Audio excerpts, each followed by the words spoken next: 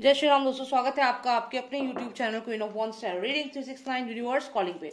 तो आज की जो ये रीडिंग है ये है कार्तिक आर्यन के बारे में, और हम यहाँ पर जानेंगे कि कार्तिक आर्यन की जो PR टीम है क्या वो किसी के इशारे पे काम कर रही है। क्योंकि अभी रिसेंटली सुनने में आया है कि कार्तिक आर्यन की जो PR टीम है उसने एक न्यूज फैलाया कि कार्तिक आर्यन की जो मूवी है उसके जो राइट्स हैं वो 135 करोड़ में बिके हैं, और भी काफी न्यूज फैलाए हैं PR टीम ने। तो यहाँ पे ये सोचने वाली बात यह है कि क्या PR टीम कार्तिक आर्यन के अकॉर्डिंग काम कर रही है या फिर कोई और ही है जो कार्तिक आर्यन की PR टीम को गाइड कर रहा है और कार्तिक आर्यन की इमेज को खराब करने की यहाँ पे कोशिश की जा रही है।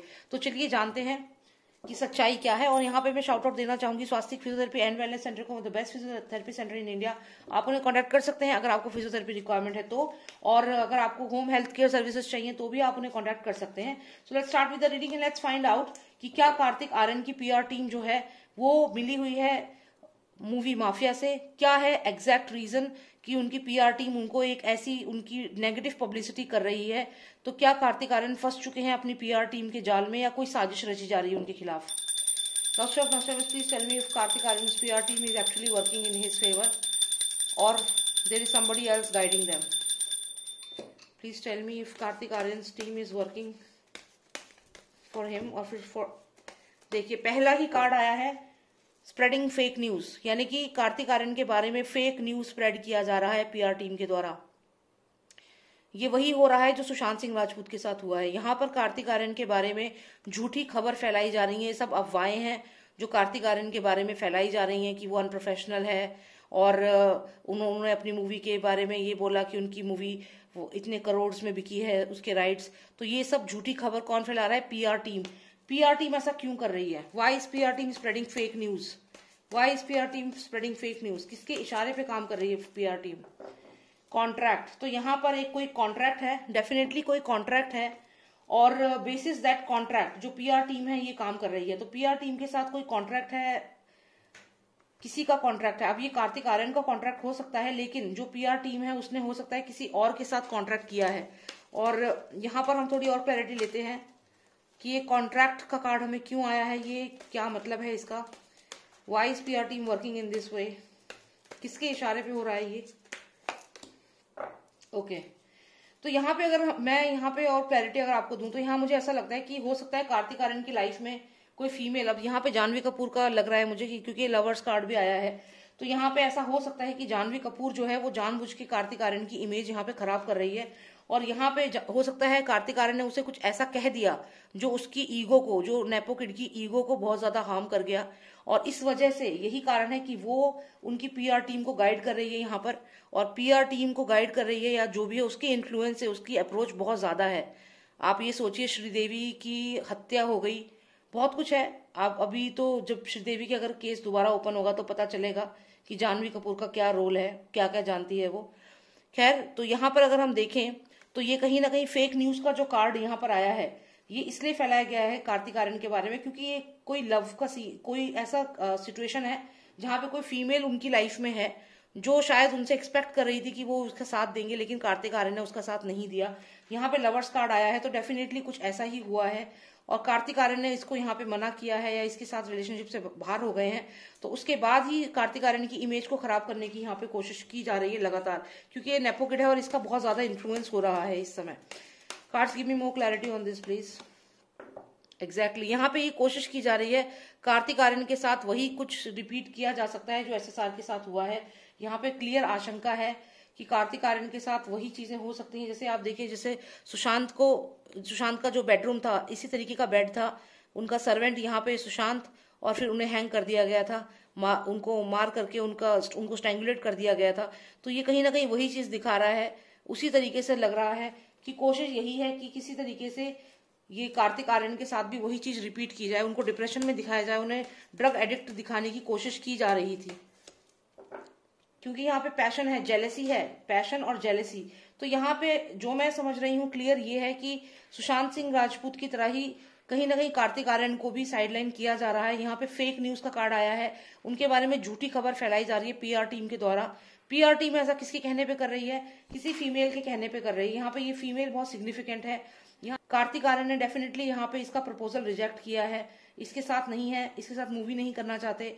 तो ये इसकी ईगो को लगी है बहुत ज्यादा और ये इनकी पीआर टीम को इन्फ्लुएंस कर रही है, क्योंकि इसके लिंक्स है सलमान खान से लेकर सारे मूवी माफिया जितने हैं सबसे लिंक्स हैं इसके।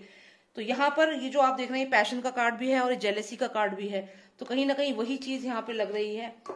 डेफिनेटली यहाँ पे कोई नेपोकिड है, फीमेल नेपोकिड, जो ये सब करवा रही है, कार्तिक आर्यन की लाइफ में प्रॉब्लम्स क्रिएट करवा रही है।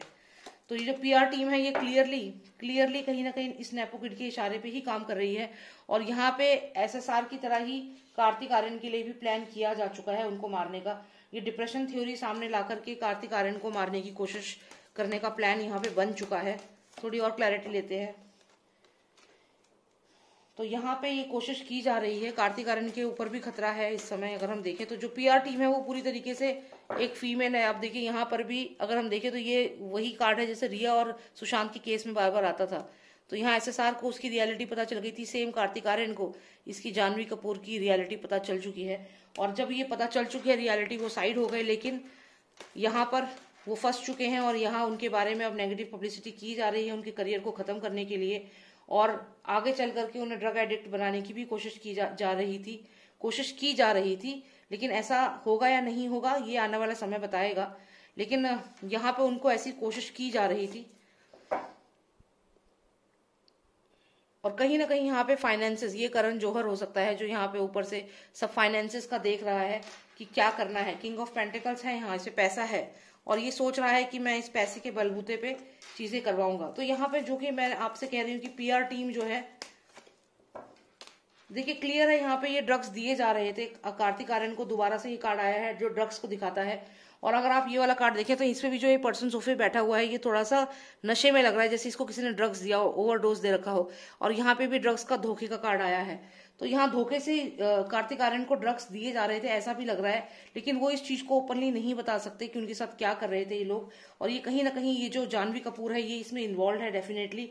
लेकिन जो बातें हैं वो सामने अभी नहीं आएंगी, क्योंकि ऐसा ही होता है, बातों को छुपा दिया जाता है। और यहाँ पे किंग ऑफ पेंटिकल्स कोई और नहीं है, ये करण जौहर है जो यहाँ बैठ करके डिसीजन ले रहा है कि किसको रखना है, किसको हटाना है।